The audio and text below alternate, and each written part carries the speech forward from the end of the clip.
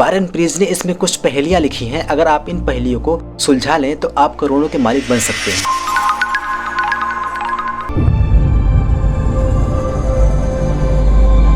अगर आप भी इन अचानक से बनने वाले करोड़पतियों में शामिल होना चाहते हैं तो द सीक्रेट बुक को खरीदिए और अमेरिका जाइए।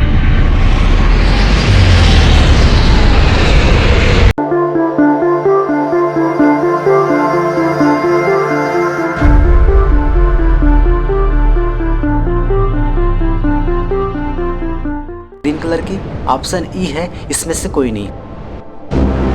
तो दोस्तों बताइए कि स्टैच्यू ऑफ लिबर्टी किस कलर की है। तो दोस्तों अगर नहीं पता है तो चलिए हम बताते हैं कि स्टैच्यू ऑफ लिबर्टी किस कलर की है।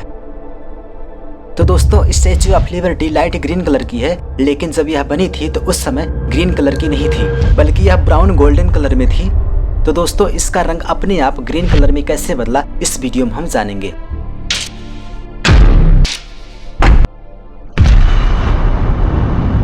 फैक्ट नंबर 3, साल 1982 ईस्वी में बारन प्रीज ने एक ऐसी बुक लिखी जिसका नाम था द सीक्रेट। यह बुक आज भी अमेज़न पर किंडल एडिशन में आपको मिल जाएगी, जिसे आप PDF के रूप में मोबाइल पर ही पढ़ सकते हैं। बारन प्रीज ने इसमें कुछ पहेलियां लिखी हैं। अगर आप इन पहेलियों को सुलझा लें तो आप करोड़ों के मालिक बन सकते हैं। लेकिन इन पहेलियों को आप तभी सुलझा सकते हैं जब आप अमेरिका में हो। मतलब कि इन पहेलियों को सुलझाने के लिए आपको अमेरिका जाना पड़ेगा। तो दोस्तों आज हम ऐसे ही इंटरेस्टिंग जानकारियों को आपके संग साझा करने वाले हैं। तो दोस्तों वीडियो को पूरा अंत तक जरूर देखें और बताएं कि वीडियो कैसी बनी है। तो चलिए वीडियो को शुरू करते हैं। दुनिया का दूसरा सबसे मोटा व्यक्ति खालिद बिन मोहसिन सौरी। तो दोस्तों खालिद बिन मोहसिन का जन्म 28 फरवरी 1991 ईस्वी को सऊदी अरेबिया में हुआ था। किसी बीमारी के चलते इसका वजन इतना बढ़ गया कि 2013 में इसका वजन 1340 पाउंड यानी कि 610 किलोग्राम हो गया। इस प्रकार खालिद को 610 किलोग्राम वजन के साथ दुनिया का second heaviest person on earth घोषित किया गया। अब सवाल उठता है कि पहले नंबर पर सबसे मोटा आदमी कौन है फिर। तो दोस्तों जॉन ब्राउन मिनोज दुनिया के सबसे मोटे इंसान थे, जिनका टोटल वजन 635 किलोग्राम था और यह एक अमेरिकन थे। तो दोस्तों 2013 में जब खालिद बिन मोहसिन को दुनिया का second heaviest person on earth घोषित किया गया, तो जब यह बात सऊदी अरेबिया के राजा अब्दुल्ला को पता चली तो उनसे खालिद की परेशानी देखी नहीं गई। इसलिए अब्दुल्ला ने खालिद को सऊदी की राजधानी रियाद में आकर के वजन को कम करने के लिए मेडिकल ट्रीटमेंट की पेशकश की। डॉक्टरों की कड़ी मेहनत के बाद 6 महीने के अंदर में इनका वजन 320 किलोग्राम रह गया। इसके बाद नवंबर 2017 में अल अरबिया रिपोर्टर्स इन जेरूसलम यानी कि जेरूसलम की अल अरबिया नाम की रिपोर्टर्स ने यह बताया कि मोहसिन का वजन 542 किलोग्राम तक घट चुका है और अब इनका वजन मात्र 68 किलोग्राम ही रह गया है। इस प्रकार डॉक्टरों की कड़ी मेहनत की वजह से खालिद एक समान इंसान की जिंदगी जी रहे हैं। तो दोस्तों बढ़ते हैं अगले फैक्ट की तरफ। फैक्ट नंबर 2, तो दोस्तों स्टैच्यू ऑफ लिबर्टी इस समय ग्रीन कलर की है, लेकिन यह जानकर आपको ताज्जुब होगा कि जब यह बनी थी तो उस समय यह ग्रीन कलर की नहीं थी।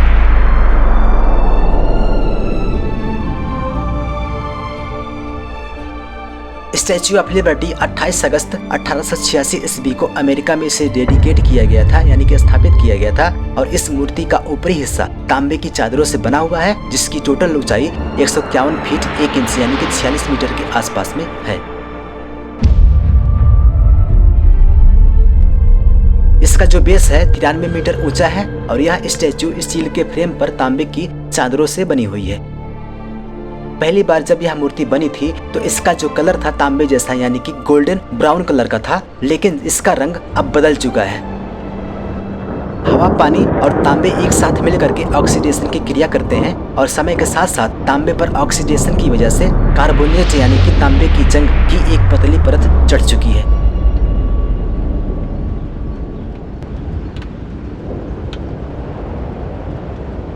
और इस जंग का जो कलर होता है वह ग्रीन कलर का होता है।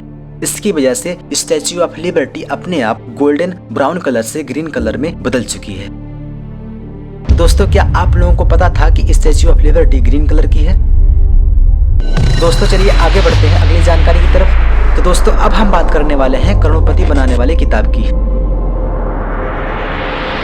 बारन प्रीज का जन्म 1 अप्रैल 1953 ईस्वी को अमेरिका में हुआ था और बारन प्रीज एक राइटर थे, एक एडिटर थे और एक पब्लिशर थे। यूनिवर्सिटी ऑफ पेंसिल्वेनिया से ग्रेजुएशन कंप्लीट की और स्टैनफोर्ड यूनिवर्सिटी से मास्टर्स की डिग्री हासिल की। 1971 ईस्वी में प्रीज ने स्टीरेंको के साथ मिलकर के एक कॉमिक बुक लिखी और 1974 ईस्वी में बारन प्रीज ने विजुअल पब्लिकेशन की स्थापना की और धीरे धीरे इनकी प्रसिद्धि बढ़ने लग गई।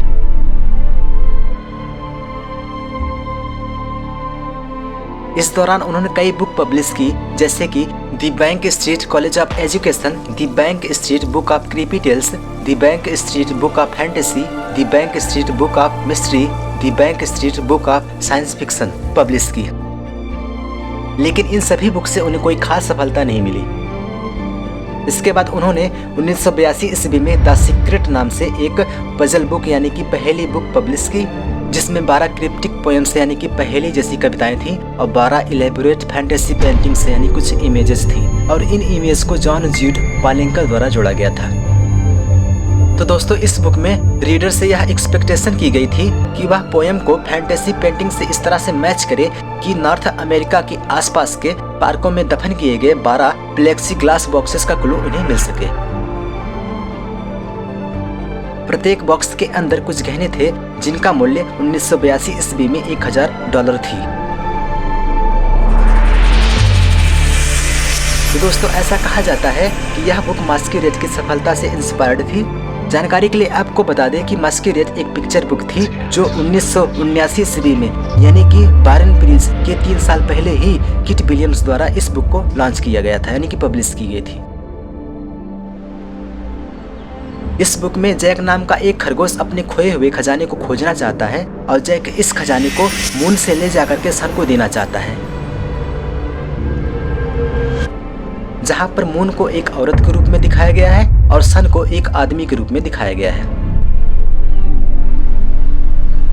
लेकिन जैक बीच रास्ते में ही खजाने को कहीं खो देता है और जब वह सूर्य के पास पहुंचता है तो उसे पता चलता है कि वह खजाना बीच रास्ते में ही कहीं भूल गया है। इसके बाद रीडर को इस बुक में चैलेंज किया जाता है कि जैक ने इस खजाने को कहां खोया था और इसकी लोकेशन क्या थी।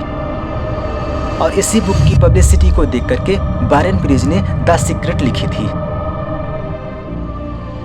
द सीक्रेट की खासियत यह थी कि इस बुक में बारन प्रीज ने सोने के असली खजाने दफनाने का फैसला किया था। इस खजाने को नॉर्थ अमेरिका के पार्कों में दफनाया गया था और लोगों को इस खजाने तक ले जाने के लिए असली पहेली की पोएम लिखी गई थी।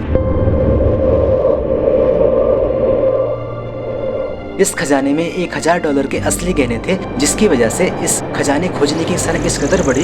इस बुक के पब्लिश होने के 1 साल बाद ही 1983 ईस्वी में शिकागो में एक सिरामिक बॉक्स खोज लिया गया। 2004 में क्लीवलैंड में एक बॉक्स मिला और अक्टूबर 2019 में बोस्टन में एक बॉक्स मिला और बाकी 9 खजानों का पता अभी तक नहीं चल पाया है। तो दोस्तों, ऐसा कहा जाता है कि बारन प्रीज एकमात्र ऐसे व्यक्ति थे जिन्हें पता था कि खजाने उन्होंने कहाँ छुपाए हैं। लेकिन 9 जुलाई 2005 को ईस्ट हैम्पटन, जो कि न्यूयॉर्क में पड़ता है, रोड एक्सीडेंट में इनकी मौत हो गई। इस बुक के सारे रहस्य बारन प्रीज के साथ दफन हो गए और अब इस पहेली को सुलझाने के लिए कोई दूसरा व्यक्ति नहीं बचा है जो यह बताए कि बारन प्रीज ने खजाने कहाँ छुपाए थे। लेकिन दोस्तों, यह बुक आज भी अमेज़न पर उपलब्ध है, जो उन तमाम लोगों को आकर्षित करने के लिए काफी है जो अचानक से करोड़पति बनना चाहते हैं।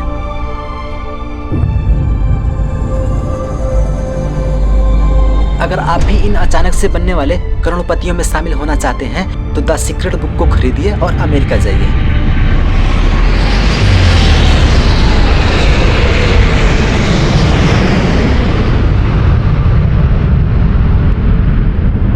अगर वीडियो पसंद आई हो तो लाइक करो, अगर पसंद ना आई हो तो चैनल को सब्सक्राइब करो, क्योंकि हो सकता है अगली वीडियो आपको पसंद आ जाए।